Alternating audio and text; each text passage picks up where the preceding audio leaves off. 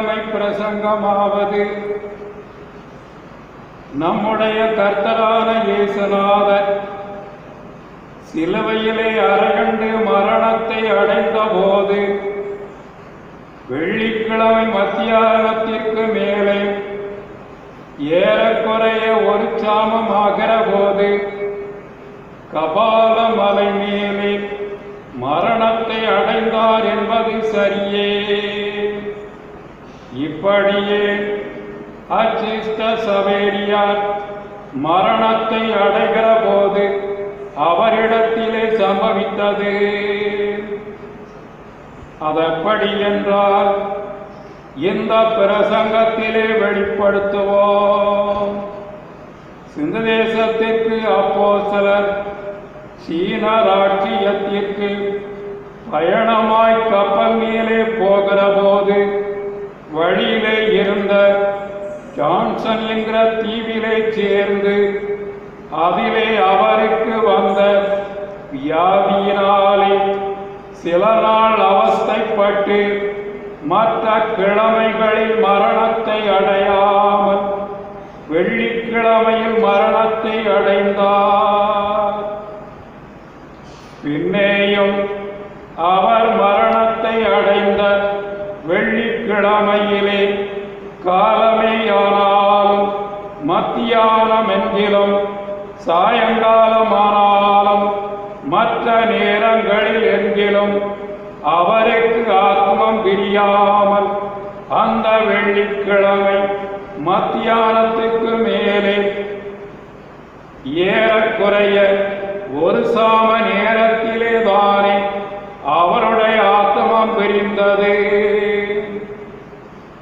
இப்படியே மலை போல் இருக்கிற அந்த தீவின் மேலே அவர் மரணத்தை அடைந்தார். ஆகையால் இப்போ சொன்ன காரியங்களை பார்க்கிற போது இயேசுநாதரிடத்திலே சம்பவித்த போலே அச்சிஷ்ட சவேரியார் அடைந்த மரண தருவாயிலேயும் சம்பவித்தது.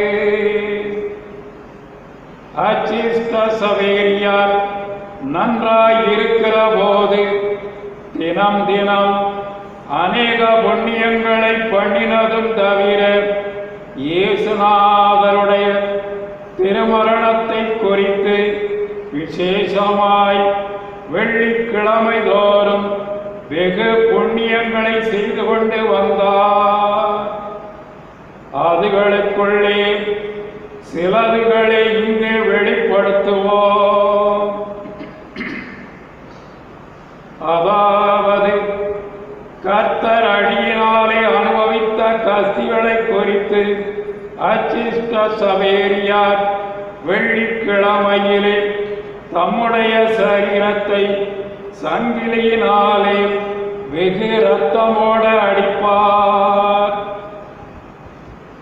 இயேசுநாதர் பெரிய வெள்ளிக்கிழமையிலே தாம் அனுபவித்த பசிதாகத்தை குறித்து சிந்து தேசத்திற்கு அப்போஸ்தலர் வெள்ளிக்கிழமையிலே ஒன்றும் சாப்பிடாமலும் ஒன்றும் குடியாமலும் இருப்பார்.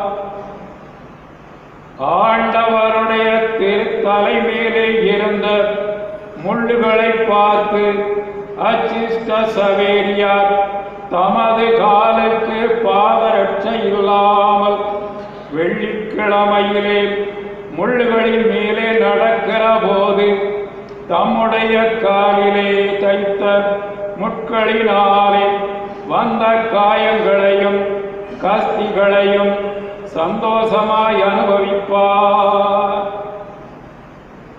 கர்த்தர் வெள்ளிக்கிழமையிலே தம்முடைய சரீரத்திலே அனுபவித்த 5 பெரிய காயங்களை குறித்து சிந்து தேசத்திற்கு அப்போஸ்தலர் வெள்ளிக்கிழமை தோறும் கர்த்தர் பாடுபட்ட சொருபத்தில் இருக்கிற 5 காயங்களை மகா பக்தியோடே தியானம் பண்ணி மிகுந்த அழுகையோடே அநேக விசை முத்தி செய்து கொண்டு வந்தாலும் இயேசுநாதருடைய திருமரணத்தை குறித்து இந்த மகாத்மாவானவர் வெள்ளிக்கிழமையிலே அநேக புண்ணியங்களை பண்ணினதினாலே கர்த்தர் அந்த மகாத்மாவானவருக்கு வெள்ளிக்கிழமையிலே நல்ல மரணத்தை கட்டளையிட்டார் என்று நினைத்திருக்கிறோம்.